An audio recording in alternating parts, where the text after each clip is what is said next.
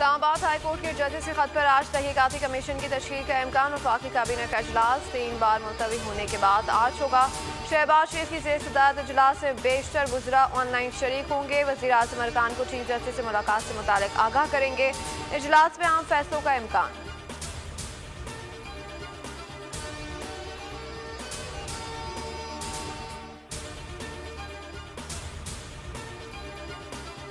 मुल्क में तेज बारिश, पहाड़ों पर बर्फबारी, जाती सर्दी ने यूटर्न ले लिया। इस्लामाबाद में बारिश ने मौसम सुहाना कर दिया। लाहौर समेत पंजाब के कई शहरों में बरसात, मुल्तान के मुज़ाफ़ात और खानपुर में ग्यालाबारी, आज़ाद कश्मीर और खैर पख्तूनख्वा में बादल बरस पड़े।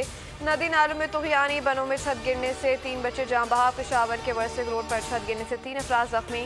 बाबूसर टॉप, नांगा परबत, फेरी में डोस और बट्टोगा टॉप में बर्फबारी। दासू के करीब लैंडस्लाइडिंग से शारा कराकरम बंद।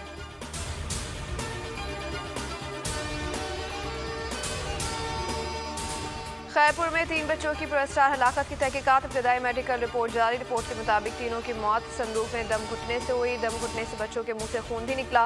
जिस्म पर तशद्दुद के निशानात भी पाए गए। 2 बहन भाई समेत 3 बच्चों की लाशें 3 रोज पहले घर के संदूक से मिली थी। 3 मुश्तबा अफराद से हिरासत।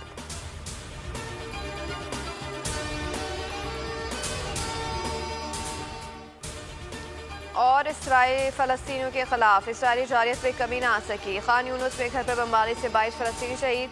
शुजाइया में से होनी फोर्सेस के हमलों में 17 अफराद जाम शहादत नोश कर गए। गजा में ग़िज़ाई किल्लत से अमवात की तादाद 27 हो गई।